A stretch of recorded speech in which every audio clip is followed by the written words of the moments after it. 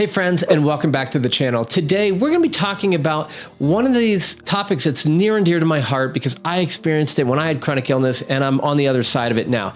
And that's how to reclaim your focus when things like Lyme disease or some other chronic illness is really trying to steal that. You know, have you ever felt like that mental fogginess, the overwhelm, or just like your brain won't cooperate with you? Things that you used to do, you just can't remember how to do it. Your thoughts aren't getting through.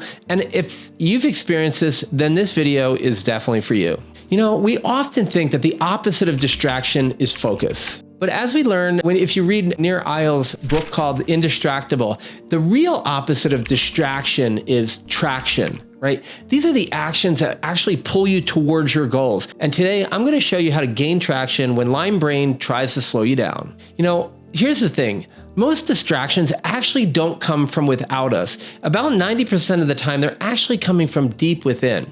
So with Lyme, it's easy to blame the brain fog or the fatigue or just the aches and pains. But the truth is, this sort of brain fog state, this distractibility actually comes from our internal state. Things like anxiety, frustration, or even boredom. You know, we're sitting around waiting to be able to do something that we actually enjoy doing. And, you know, this really makes us reach for distractions. And this is one of the key pieces in Lyme recovery. What we need to do, this could look like maybe scrolling through social media, binge watching shows, or avoiding tasks altogether because it just feels like too much, right? But here's the trick. Recognizing that it's your emotional state that's driving distraction gives you back a large amount of that control. And in the beginning, it might just seem like a little bit, but that little bit adds up, a little plus a little plus a little. One of the things that I've noticed is very much a society of giving our power away. And we talk about this in the Samara method all the time. We talk about, are we living in effect or are we living in cause? Whereas effect is like everything from outside of us can negatively impact us. We can't do what X, Y, and Z because of A, B, and C, right? So maybe I can't do what I want to do because of Lyme disease. But the beauty is, and the good news is that you can do what you can in this moment with what you've got. And rather than just saying, I can't do anything, you can say, what can I do? What are the things that I can learn? What are the areas where I can grow during this? And that's cause, right? I'm living from a place where I am the cause of my future. I may not have control over all those external circumstances because none of us do. But in the end, I do have a choice of how to go about things once that's already happened to me. I can choose my next step. And that's really the key. When we go from that distraction to traction, and part of what we need to do is actually figure out what the heck we really want to do in our lives. If we weren't sick, what would we be doing? Well, in order to get better, act like the person who's already figured out how to do those things after being sick. So, which means we need to have a focus on what we want to do, and we need to start moving forward as if we were already healed. Now, obviously, we understand that we may be, in a state of being exceptionally sick and not feeling well. But if you kind of future pace and you go, hey, I'm all better. All right, I've heard Dr. Tom say he's over 13 years without a symptom of Lyme and Babesia, right? In the moment when I was in the process of healing, I didn't know how it was actually going to be in the end, but I started acting in a different way. I started acting as someone who could achieve that goal. And what it was I was able to take small little actions in the moment, not what I can do today, but what I could do in the moment with the mindset of who I am today. And that's what moved me forward. So like I said, the trick is recognizing that it's your emotional state that's driving distraction that really gives you back that little bit of control. And it could be 0.25%, but that's better than giving it all away, right? So here, quick action tip. Pro tip from my own personal life and what I share with my patients and what I share with all the participants in the Samara Method program. We could do something called keeping a distraction notebook. Essentially, every time you catch yourself being distracted or you're drifting off mentally or you just have a sense, I want to check out now, take a moment and write down what you were feeling just before that moment. Right? So right before you kind of maybe started turning on that TV, or maybe you just turned over to, take a little extra snooze or just mentally check out. What were you thinking? What were you feeling? What was going on inside, right? and just start writing them down. No judgment here at all. This is about empowering you to get better. And it starts with recognizing where you are, right? So let's start to notice those patterns. And the patterns of thinking that we have on a regular basis are that first step to really regaining control. So we just did a experience in the SMARE method group where we were talking about really looking at patterns, sort of thinking about recurring themes in our lives, recurring thoughts we have about ourselves and our situation on a daily basis, right? And so what types of events are triggering you to feel like you need to escape from the present moment? What kind of feelings are triggering you that, might make you feel like you're at effect, meaning everything's happening to you and you don't have any control? And within those patterns, are there any roles that you continually take? Do you feel like you're a victim? Do you feel like you need to be the rescuer and always helping other people? I know a lot of really amazing people, including healers, who are out there spending all their time rescuing other people, but they forget to look in the mirror. And one of the things that I talk about a lot is you gotta look in the mirror, because I love leading by example. I'm not gonna ask you to do anything. I'm not gonna tell you to do anything or suggest you do anything if I'm not willing to do it myself if I were in a similar situation. And all of these tips and tricks are things that I use to heal and that I use on a regular basis to help my life be purposeful, full of passion, full of love and gratitude and enjoyment and enthusiasm and energy. And all those things come from understanding the patterns that I have. And maybe when you look at a pattern, the next step to do is think like, is there sort of a belief that's tied to that limiting pattern, right? Or another way to look at it is, is there any belief that's tied to a recurring pattern in your life, right? So this is kind of like a limiting belief, like I'm not good enough. I can't control my circumstances. All these things are happening against me. They're preventing me from being able to get out there and do it. Or maybe it's as simple as I'm not worthy. I'm not good enough to heal. I don't deserve to heal, right? So it's really an important thing. One of the quick things I like to tell people to do is just take a piece of paper, right? Put a line down the middle, and on the left-hand side of it, just write down all the negative thoughts you have about yourself on a recurring basis. Maybe it's 2, maybe it's 1, maybe it's 5 or 9 or 10, right? Doesn't matter. Write down the thoughts that you have on a regular basis. And then draw that line down the center. And on the other side, just write down the exact opposite, the positive opposite of that recurring thought that you have in your head, right? Then fold that paper in half a couple times over that line, tear it up, take one last look at those limiting beliefs that were on the right-hand side, crumble it up, throw it away if you want, even find a safe way to burn it ceremonially, and then look at the stuff on the right side of that sheet. Flip that around and really look at it. These are your new thought processes that we want to put in, right? So it's the opposite of the negative. You don't have to believe them yet, but just start reading them a couple of times a day, over and over. The more repetition, the more it'll really get ingrained in your subconscious, and it's exceptionally helpful. And so what you can do is you can start out with that distraction notebook, right? What are you thinking? What are you feeling?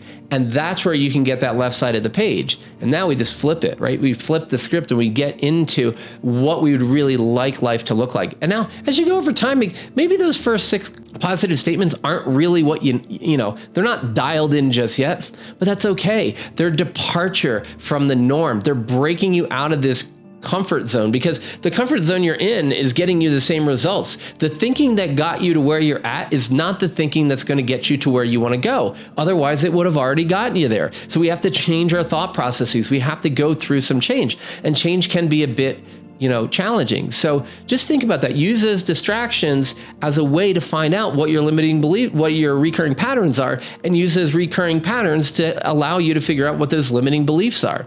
So when and then think about it. When you start to, feel that itch to scroll or to procrastinate or to mentally check out, with a 10-minute rule, you tell yourself, I can give in, but not right now.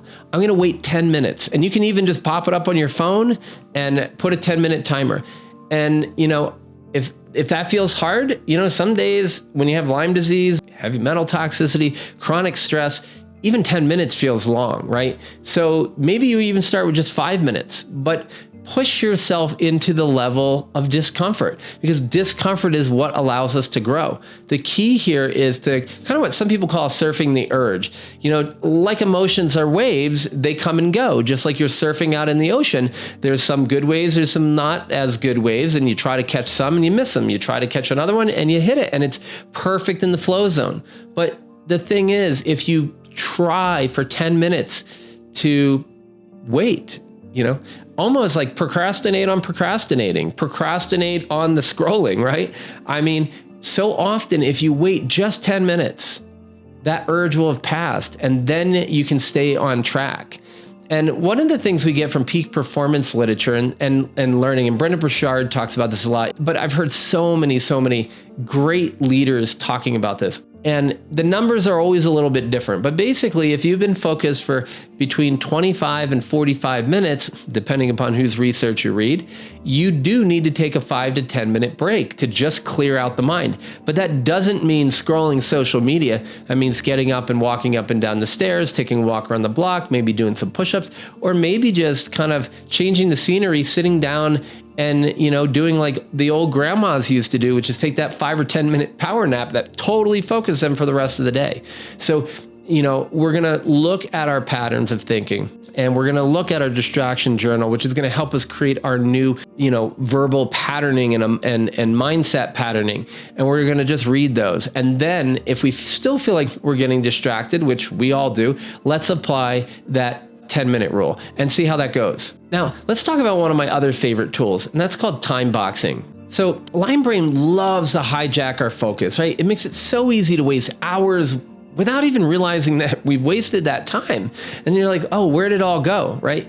And to be honest, most of this isn't just exclusive to Lyme. This is just a condition of being alive on planet Earth in the current society, right? There's so much distractibility. If you're in a city, there's lights flashing all over the place with all these things up. New York City's got all these billboards and all these fancy things you can look up at. I've got this phone thing that I can, I could have a Tesla come over to me. I can waste years of my life just scrolling through other people doing dumb shit, right? So the thing is, it's not just Lyme. It's the way we are in society. But when you're feeling bad, whether it's Lyme or some other chronic illness, or you're just stressed out, you feel like you want to check out sometimes. So our brain is easily hijacked, and we can waste all that time, right? So try this, because there is a solution. Instead of using something like a to-do list, block off specific times of your day for different tasks, right? So do this time boxing or time blocking, whatever you want to call it. And what's really interesting is you should even do this if your task is resting. So a lot of times people are saying like, oh, like I'm so sick, I can't do this, I can't do that. Well, why don't you just start off very easily, just organize your rest. Organize a time period where you're going to take your medications. Organize a time period where you're going to eat. Organize it, the time of rest. Get on a schedule, right? And this shifts the focus from, did I do what I said I was going to do? Then now you're taking responsibility and accountability, right? Because if you look at a to-do list, it gets long and it gets unattainable. But if you put them in a block, you're like, oh my God, I got all this done. When I started blocking time during my day, I was like, I would blow through to-do lists like left and right. And I was like, why did they take so long before? And mostly it's because this long list of stuff on the page that's on the desk here in front of me. And I'm like, how am I ever going to get it done? Well, you block time to do it and you do it. And you don't have to do a lot. But if you consistently do small things, and then I always tell people, take credit for what you do. Celebrate small wins, because there are some people who getting up and making it to the restroom by themselves, or even getting up at all, is a major accomplishment, right? It doesn't matter. You don't have to compare yourself to anybody else. What you want to do is find out what you can do, and let's move forward with that. So, it's Lyme recovery and recovery from chronic stress isn't about pushing harder. It's really about showing up for yourself in ways that allow you to move forward little by little.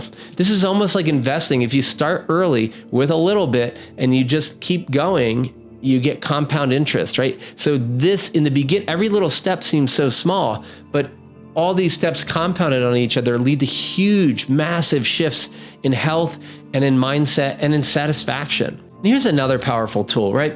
effort and identity pacts. This is kind of a way of, what if every time you felt tempted to quit, you made things just a little bit harder to give in, right? So you're setting yourself up for success. One example is you could set your phone on airplane mode during work sessions, or use an app to block out your distractions. One of my favorite things is just to hit focus, and then the only thing that comes through are my immediate family if there's an emergency, and it's phone call only. I block the text, and it's so easy to set that up. And when I do that, I can get more done quickly, because every time you get distracted, it takes you forever to come back. And you feel like you're drained because you're being pulled in so many directions, because you are. But just because this thing rang doesn't mean you need to pick it up. We used to never do that. We would pick up the phone when we had the time to do it. And right now, as I'm recording this, I actually have someone who asked me if we can have a phone call today about an opportunity for me to do some work with them. And what's so nice about it is I said yes, and she said, let me know when you have time to talk. So rather than just taking the first email that I got in the morning and deciding I needed to address that, what I needed to do was say, when in my day can I do that?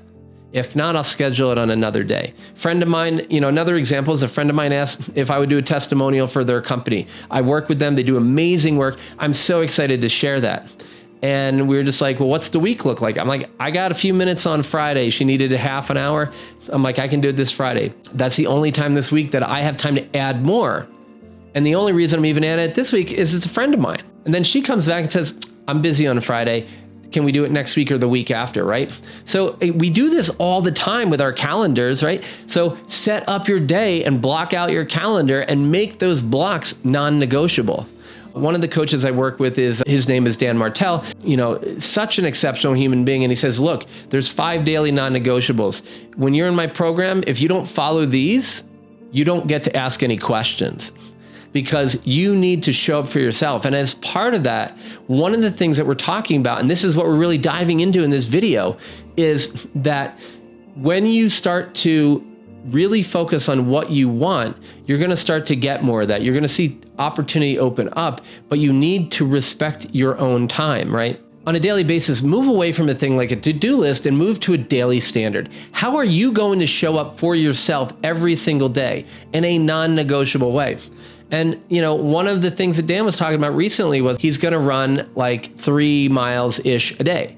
So, and that's certainly doable. And if you, on certain days, you can run up faster or slower, but that was part of his workout routine.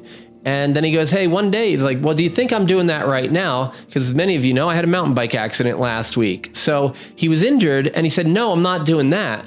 But I filled something in on that takes its place mentally, right? So I can't remember exactly if it's a treadmill or just doing other exercises to rehab the injury. But the point is, it was non-negotiable. And if the way it looked, the way that running commitment manifested on a particular day was a little bit different, because his best on that day, his energy or his physical ability because of an injury or an illness or huge amounts of stress, and you're like, change that. He was still showing up for himself in the way he dedicated to. So we need to have these daily standards, right? And the start of that is to just understand what our baseline patterns are. So to wrap things up, Lyme brain, stress brain, cancer brain, whatever brain it is, social media brain, right? All of these can throw you off course. But small intentional steps are the things that can get your focus back. And to me, one of the most important things is to understand how you're feeling right as you become distracted, right? So learn those internal triggers. Then after you figure that out, start to change what the conversation you have to yourself, and stop beating yourself up for